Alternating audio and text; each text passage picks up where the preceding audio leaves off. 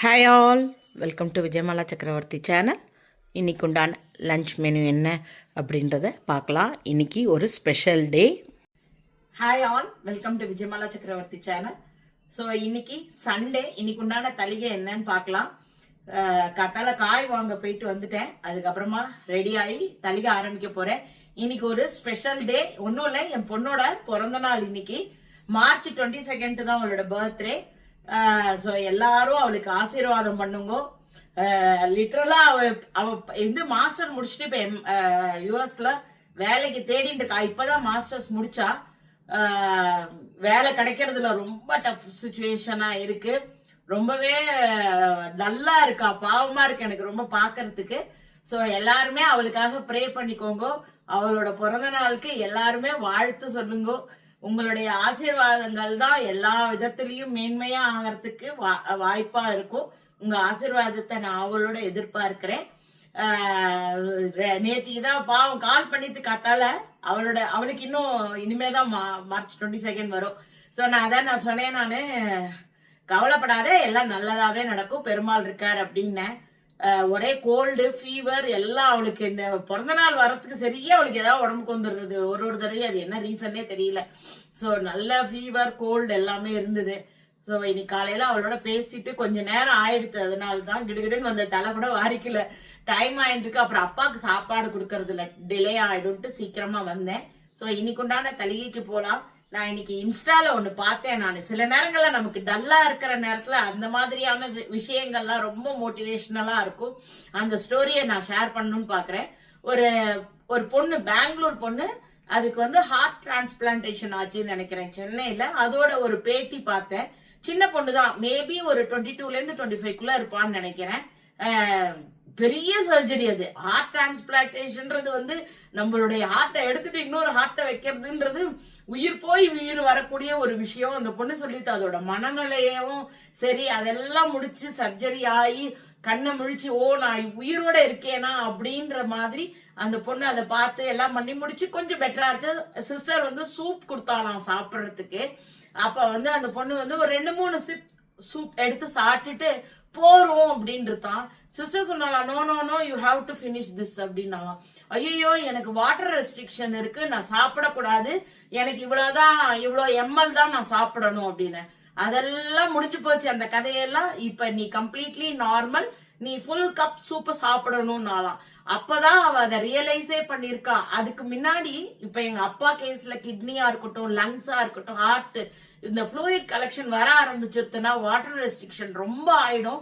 கொஞ்சம் கொஞ்சம் தான் எம்எல்ல சாப்பிட்ற மாதிரி ஆயிடும். பிடிச்சத கூட நம்ம எம்எல்ல தான் சாப்பிட்ற மாதிரி ஆயிடும். சோ அந்த சின்ன வயசுல அந்த பொண்ணு எவ்வளவு ஸ்ட்ரகிள் பண்ணியிருந்தானா அவளுக்கு அது மாதிரி இருந்திருக்கு. அவ சொன்னா அதுக்கப்புறம் அந்த ஃபுல் சூப்பை அப்படி என்ஜாய் பண்ணி நான் சாப்பிட்டேன், கடைசி சிப் வரைக்கும் அவ்வளோ என்ஜாய் பண்ணி சாப்பிட்டேன் அப்படின்னு. வாழ்க்கை எவ்வளோ ஒரு ப்ரீஷியஸான ஒரு விஷயம். நமக்கு கிடைச்ச உயிர், நல்ல ஆரோக்கியம், கடவுள் அருள் எல்லாமே இருந்தா எதை வேணா சாதிக்கலாம். என் பொண்ணுகிட்டையும் நான் இந்த ஸ்டோரியை இன்னைக்கு ஷேர் பண்ணிட்டேன். கவலைப்படாத, தைரியமா இரு அப்படின்ட்டு. ஸோ உங்க எல்லாருடைய ஆசீர்வாதமும் அவள் மேல இருக்கட்டும். ஸோ இன்னைக்கு உண்டான வீடியோக்கு போகலாம். உங்க எல்லாருக்கும் வீடியோ பிடிச்சிருந்தா தயவு செய்து வீடியோவை லைக் பண்ணிட்டு பாருங்க. வாங்க வீடியோக்குள்ள போகலாம். ஸோ இப்போதான் காயெல்லாம் வாங்கிட்டு வந்தேன். என்ன காயின்றதை காமிக்கிறேன் எடுத்தாப்புல. இது ராம்ஃபல். இது ரொம்ப ரொம்ப உடம்புக்கு நல்லது. இதுதான் நிறையா பேர் இந்த சோர்ஸ் அப்புன்னு சொல்லிட்டு யூஎஸ்லலாம் ஒரு ரெடிமேடாகவே ஒன்று கிடைக்கிறது. நிறையா விதத்துக்கு வெயிட் ரிடக்ஷன்லேருந்து ஆரம்பித்து எல்லாத்துக்கும், எஸ்பெஷலி ஃபார் கேன்சர் பேஷண்ட்டுக்கு இதுதான் ரொம்ப யூஸ்ஃபுல்லாக இருக்குது. முடிஞ்ச மட்டும் கிடைக்கிறச்செல்லாம் வாங்கி சாப்பிடுங்க. உடம்புல நிறைய எதிர்ப்பு சக்தி ஜாஸ்தியாக உண்டாகும்.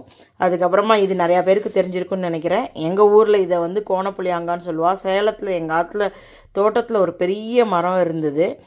ஸோ கொடுக்காப்புளி, கோணப்புளியாங்காய் என்னென்னமோ சொல்லுவாள். எனக்கு ரொம்ப பிடிக்கும். ஆனால் வாய் ஒரு மாதிரி புண்ணாயிடுறது சாப்பிட்டா. பட் இருந்தாலும் வாங்கிட்டு வந்திருக்கேன் ஒரு 4 பீஸு. ஸோ என்ன காய் பண்ண போகிறேன், என்ன தலிகை பண்ண போகிறேன்னு பார்க்கலாமா? இந்த மாதிரி பழுத்ததாக, அதாவது நல்லா ரெட்டாக இருக்கிறது ஒன்றும் பண்ணாது தான் ஜென்ரலாக.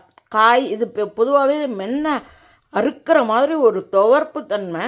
ஜென்ரலாக துவர்ப்பு தன்மை யூட்ரஸ்க்கு ரொம்ப நல்லது சாப்பிட்றது. ஸோ இந்த மாதிரி பழுத்தது சாப்பிட்டா ஜென்ரலாக ஒன்றும் பண்ணாது. பட் எனக்கு அதுவுமே ஒத்துக்க மாட்டேங்கிறது. சாம்பாருக்கு வந்து நான் எல்லா காயும் எடுத்துட்டுருக்கேன். வெண்டைக்காய் 4, கத்திரிக்காய் 2, அதுக்கப்புறமா சின்ன வெங்காயம், தக்காளி எல்லாமே பருப்பை அலம்பி போட்டுண்டாச்சு.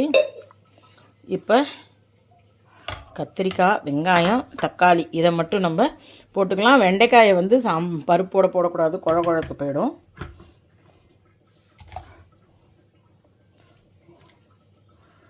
ஸோ நான் வெங்காயம் தக்காளி போட்டு காமிக்கிறேன். எப்பயுமே சின்ன வெங்காயத்தை வந்து பருப்போட குக்கரில் சவுண்டு விட்டு போட்டு பாருங்க, ரொம்ப அப்படியே ஆகமே மணக்கிற அளவுக்கு நல்ல சாம்பார் வாசனை நல்லாயிருக்கும். கருவேப்பிலை, பச்சை மிளகா வந்து பழுத்துருத்து பரவாயில்ல. ஸோ இப்போ இதை வந்து 4-5 சவுண்டு விட்டு எடுத்துக்கலாம்.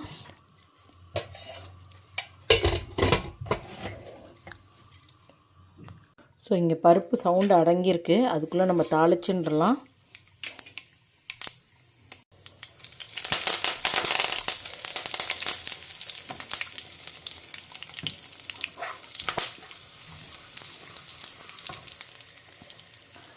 சாம்பார் பவுடர், மஞ்சப்பொடி, உப்பு,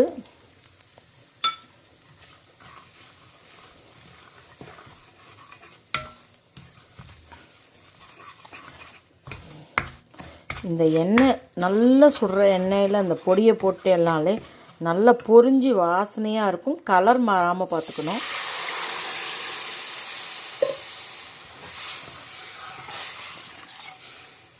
புளிஜலம் நல்லா கொதித்து பச்சை வாசனை போகட்டும். கொஞ்சம் பெருசாக வச்சுட்டுலாம்.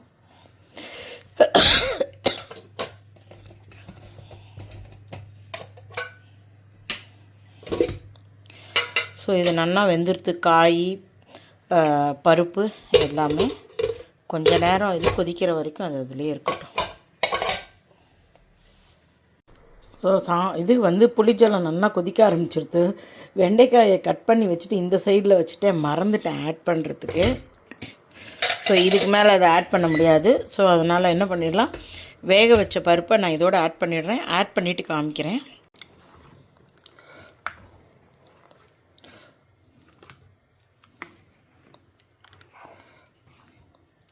ராத்திரி இட்லி பண்ணிட்டா சாம்பார் ரொம்ப நல்லாயிருக்கும், டேஸ்டியாக. நல்லா ஹோட்டலில் கிடைக்கிற மாதிரி வீடு ஃபுல் மணமாக இருக்குது. எப்பயுமே இந்த சின்ன வெங்காயம், பருப்பு, தக்காளி எல்லாம் ஒன்றா போட்டு வேக வச்சு எடுத்து சாம்பார் பண்ணேன்னா ஹோட்டல் சாம்பார் மனம் வீடு ஃபுல்லும் அடிக்கும். ஒரு கொதி வந்தவுடனே கொத்தமல்லி தழை போட்டு ஆஃப் பண்ணிடலாம். கொதிக்க ஆரம்பிச்சுட்டு நான் இப்போ கொத்தமல்லி தழை போட்டுடுறேன்.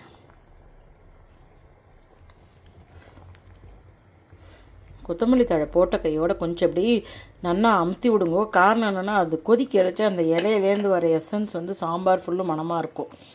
ஸோ இப்போ அடுப்பை ஆஃப் பண்ணிவிட்டு அடுத்தாப்பில் சக்கரவள்ளி கிழங்கு பண்ணிவிட்டு அப்புறமா சாதம் வைக்கலாம்.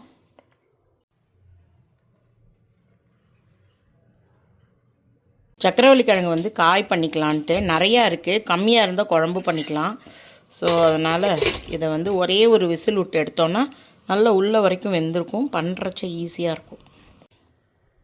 ஸோ வானலியில் எண்ணெய் குத்தின்ட்டேன்.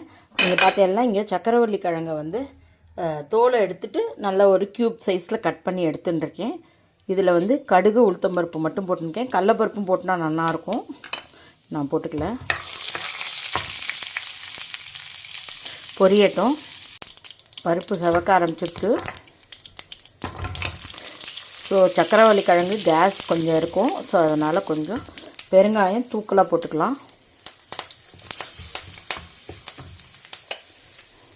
காரப்பொடி, மஞ்சள் பொடி, உப்பு,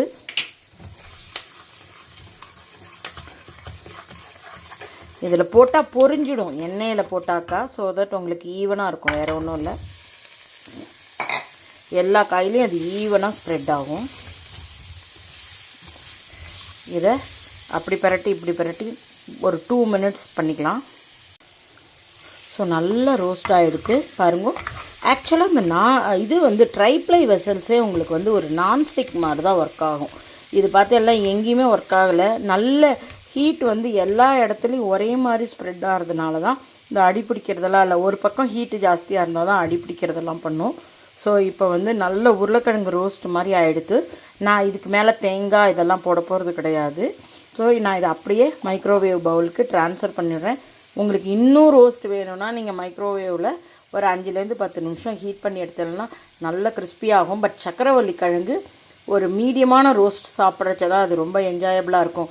ஆலு போட்டேல்னா நல்லா ரோஸ்ட் பண்ணால் நல்லாயிருக்கும். சக்கரவள்ளி கிழங்கு இந்த அளவுக்கு பண்ணால் ரொம்ப நல்லாயிருக்கும். நான் இப்போ அடுப்பை ஆஃப் பண்ணிவிட்டு இதில் ட்ரான்ஸ்ஃபர் பண்ணிடுறேன். ஸோ சக்கரவள்ளி கிழங்கு ட்ரான்ஸ்ஃபர் பண்ணிட்டேன். பட் ஸ்டில் பாருங்கள், பாத்திரம் எவ்வளோ நீட்டாக இருக்குது. கொஞ்சமாவது அடிப்பிடிச்சி கலர் ஆகி ஏதாவது ஆகியிருக்கா? ஒன்றுமே ஆகாது. எண்ணெயும் அவ்வளோ செலவழியாது.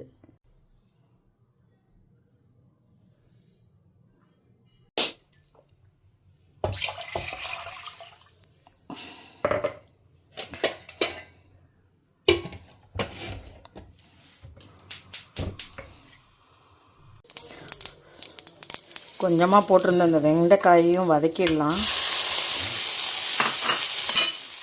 இவ்வளோ தான் வெண்டைக்காயை வாங்கின்னு வந்தேன். தானுக்குன்னு சொல்லி தான் வாங்கின்னு வந்தேன். மஞ்சப்பொடி, உப்பு, காரப்பொடி,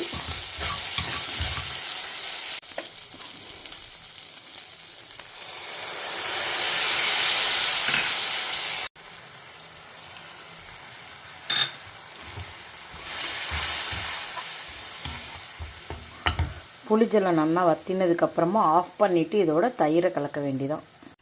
ஸோ நான் இந்த வெண்டைக்காயோட தயிரை கலந்துட்டேன். இதை சாப்பிட்றச்ச நம்ம கலந்து விட்டுக்கலாம்.